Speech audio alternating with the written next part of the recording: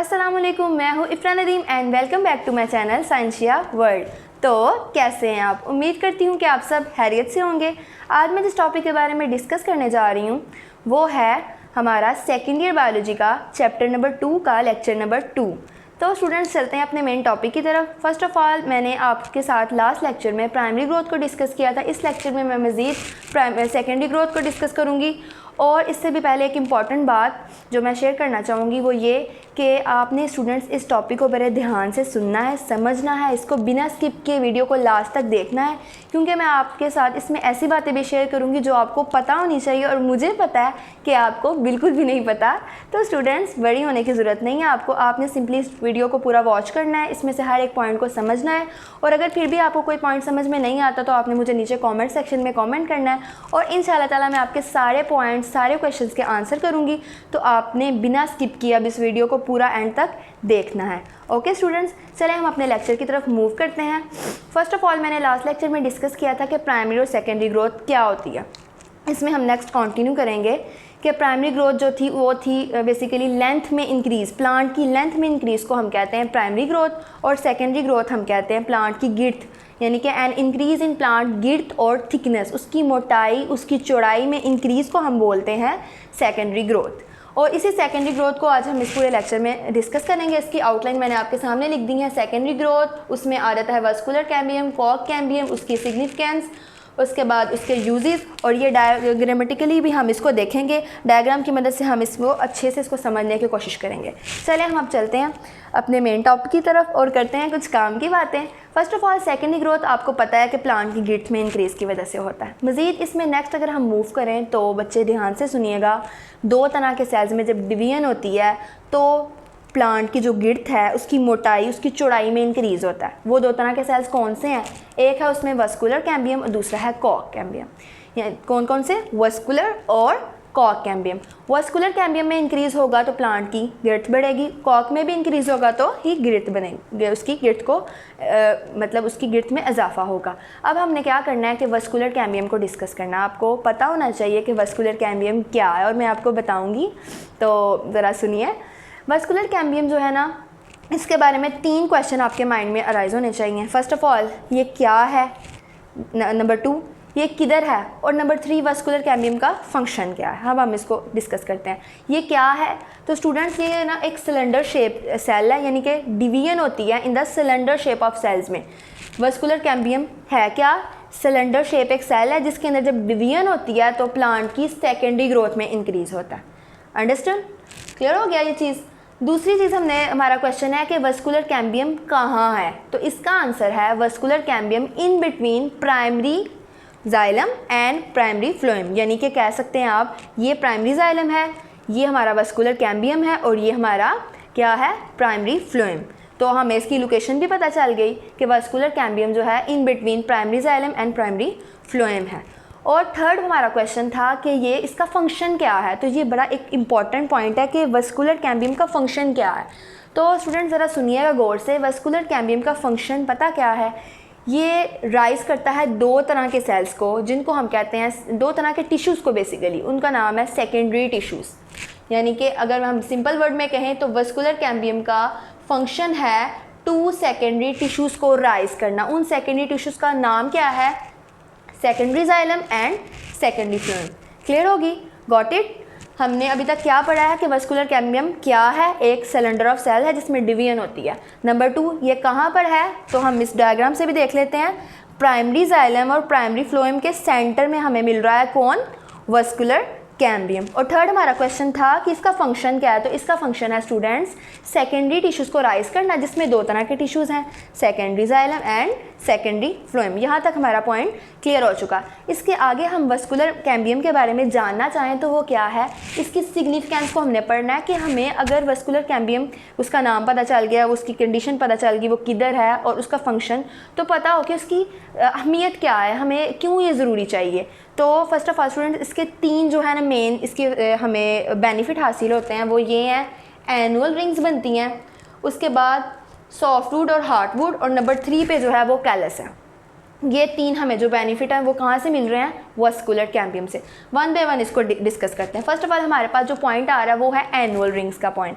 Students, annual ring से आपके mind में क्या आता है कि एनुअल रिंग्स यानी कि सालाना बनने वाली रिंग्स, इसी तरह है ना। तो अब इसमें आपने करना क्या है, इसको समझना कैसे है कि वास्कुलर कैम्बियम बेसिकली लेयर बनती है और ये लेयर हर साल बनती है। एनुअल का मतलब होता है पर ईयर। पर ईयर जो हमारा स्टेम है, कोई हमारा वुड है, फर्स्ट करें कोई ट्री वगैरह हमारे पास, उसके अंदर पर ईयर ऐसे ऐसे रिंग्स बनेंगी, सर्कुलर रिंग्स फॉर्म होंगी। और इन रिंग्स को हम बेसिकली, इनको हम लेयर्स भी कह सकते हैं कि हर साल, सालाना साल मतलब हर साल क्या होगा, रिंग्स बनेंगी, लेयर्स बनेंगी और उनको हम नाम दे देते हैं एनुअल रिंग्स। ये क्लियर हो गया। अब मज़ीद इसको डिस्कस करते हैं कि इन एनुअल रिंग्स का फ़ायदा क्या है हमें। फ़ायदा इसका ये है कि देखिए, जब भी कोई ट्री कट होता है ना, हम उसकी स्टेम को देखकर बता सकते हैं कि ये इसके अंदर कितनी रिंग है। फर्स्ट करें, एक स्टेम के अंदर 10 रिंग्स थी। इससे क्या अंदाज़ा हो गया कि ये जो ट्री है ये 10 साल पुराना है, क्योंकि हर साल वास्कुलर कैम्बियम अपनी एक लेयर बनाता है, उस लेयर को हम एनुअल रिंग बोल देते हैं। तो हमें फ़ायदा क्या हुआ कि हमें पता चल गया उस स्टेम को देखने से, उस वुड के पीस को देखने से कि ये जो ट्री है वो इतने साल पुराना है। क्लियर। नेक्स्ट हमारा जो पॉइंट है वो है वुड, और इसमें आ जाता है सैप वुड और हार्ट वुड। इसको ज़रा हम मज़ीद थोड़ा और डिस्कस करेंगे एक डिफरेंस की मदद से कि जो वास्कुलर कैम्बियम है वो वुड बनाता है, जिसको हम सैप वुड भी बोलते हैं और हार्ट वुड भी बोलते हैं। तो सैप वुड और हार्ट वुड बेसिकली डिफरेंस क्या है ट्री के अंदर, कोई आपसे पूछे जी सैप वुड क्या होता है या हार्ट वुड क्या होता है, तो आप उसको बता सकें इजीली। तो सिंपली स्टूडेंट सुनिएगा, द सैप वुड के बारे में बताने लगी। The active and conducting part of would, active and conducting part of would क्या होता है, सैप वुड, यानी कि वुड का वो वाला हिस्सा जो कि एक्टिव है, जिसमें लिविंग सेल है और कंडक्शन कर सकता है। अब यहाँ पर मेन क्वेश्चन आएगा कि कंडक्शन किस चीज़ की।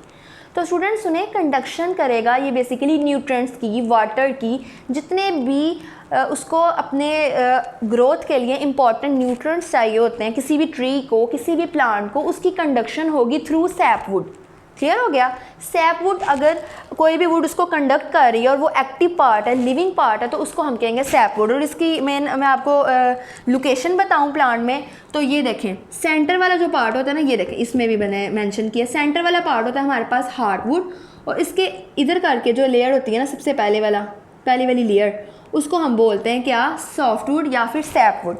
इसके अलावा सैप वुड जो है वो सॉफ्ट होती है और ये लाइटर इन कलर होती है, यानी कि इसका कलर जो बाकी स्टेम है उससे थोड़ा सा लाइट होता है। ये इन्फॉर्मेशन थी किसके रिलेटेड, सैप वुड।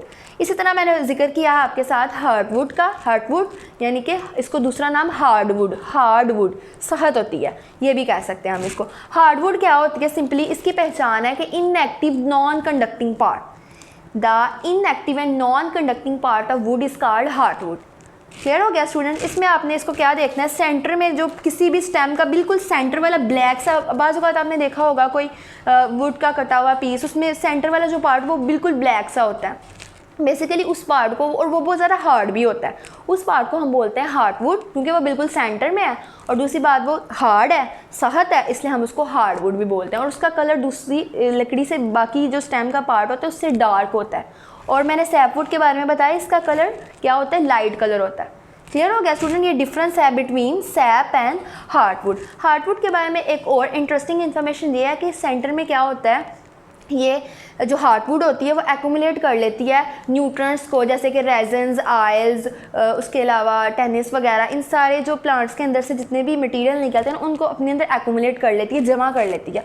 और फिर क्या होता है, वो जो स्टेम का पीस है, जो वो प्लांट है, जो वो ट्री है, वो रेसिस्टेंट हो जाता है इंसेक्ट्स के अटैक से, यानी कि वहाँ पर इंसेक्ट अटैक नहीं कर सकते वो। जैसे कि रेड सीडर्स और कॉनिफर्स के केस में बिल्कुल ऐसा ही होता है कि उनकी जो हार्डवुड होती है वो अपने एक्यूमुलेट कर लेती है रेजन्स, ऑयल्स, गम्स वगैरह को, जिसकी वजह से उनके ऊपर इंसेक्ट अटैक नहीं कर सकते।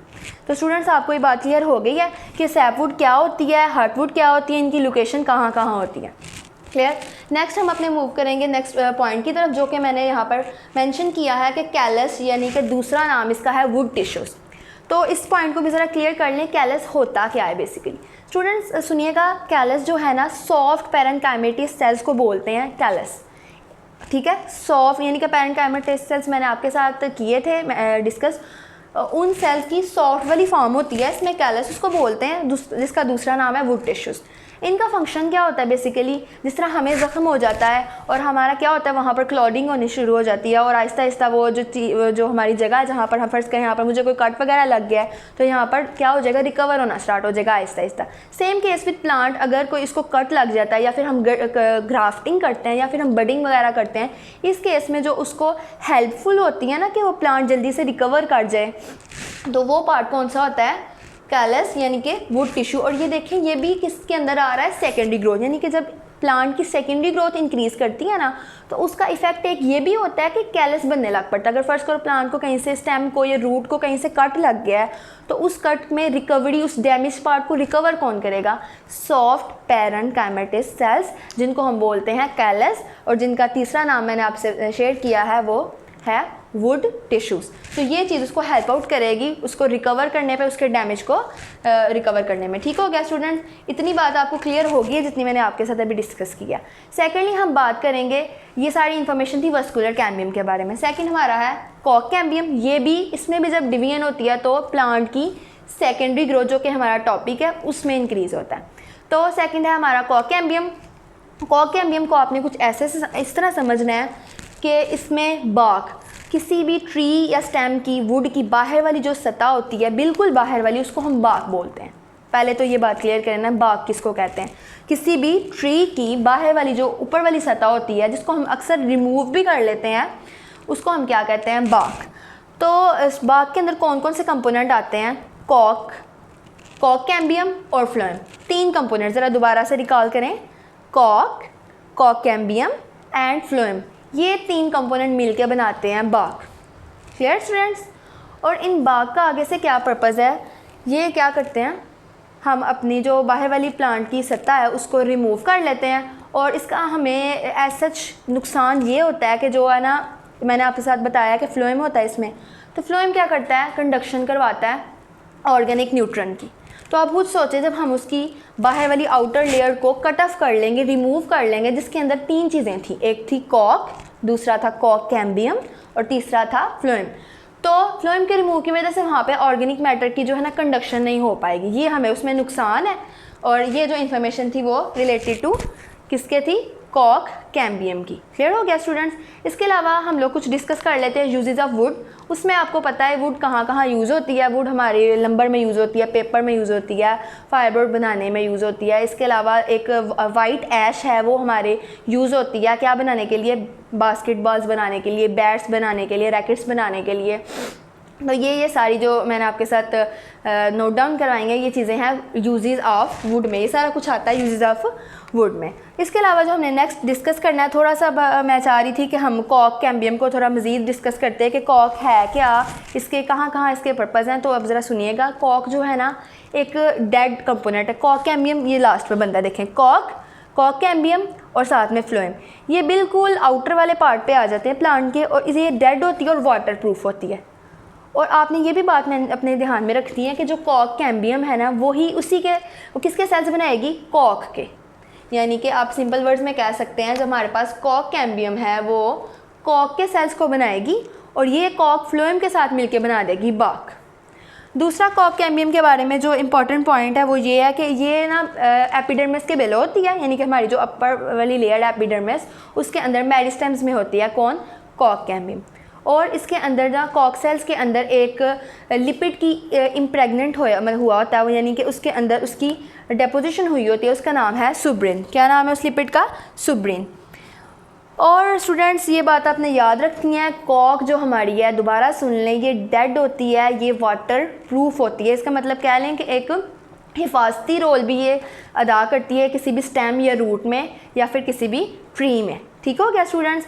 चलें अब हम ज़रा अपने इस डायग्राम को थोड़ा सा डिस्कस कर लेते हैं। फर्स्ट ऑफ ऑल इसमें कॉक है, उसके बाद कॉक कैम्बियम और वस्कुलर कैम्बियम, फिर cortex, phloem, secondary xylem, primary xylem, vascular, और ये सारी बातें मैंने आपके साथ पहले डिस्कस की हैं। एक और बात बताना चाहूँगी कि वस्कुलर कैम्बियम की इनर वाली साइड पे कौन राइज होता है, सेकेंडरी जाइलम, और इसकी आउटर वाली साइड पे कौन राइज होगा, कौन, सेकेंडरी फ्लोएम। ये बात आपने पहले भी डिस्कस किया है, इसको फिर से समझ लें कि वस्कुलर कैम्बियम ने दो ही तरह के टिश्यूज़ को बनाना है, एक उसकी इनर साइड पे बनेगा वो है सेकेंडरी जाइलम और एक उसकी आउटर पे बनेगा वो है सेकेंडरी फ्लोएम। इसी के साथ हमारा जो टॉपिक है आज का वो कंप्लीट हो जाता है, लेकिन आपको भी मेरा थोड़ा सा ज्ञान सुनना पड़ेगा। तो वो ज्ञान कुछ इस तरह से है कि स्टूडेंट्स आपने क्या करना है, अगर आपको मेरी वीडियो अच्छी लगी है तो आपने इसको लाइक करना है, दोस्तों के साथ शेयर करना है और मेरे चैनल को सब्सक्राइब कर देना है। और एक बहुत अहम काम जो आपने करना है वो क्या करना है कि आपने बेल आइकन को भी प्रेस करना है ताकि मेरी हर अपडेटेड वीडियो आप तक पहुंच सके। चलें फिर स्टूडेंट्स, मिलते हैं अपनी अगली वीडियो के साथ और तब तक के लिए अपना बहुत ख्याल रखिए, मुझे दुआओं में याद रखिए और please don't forget to like my video. चलें मिलते हैं फिर अगली वीडियो के साथ। अल्लाह हाफिज़ स्टूडेंट्स।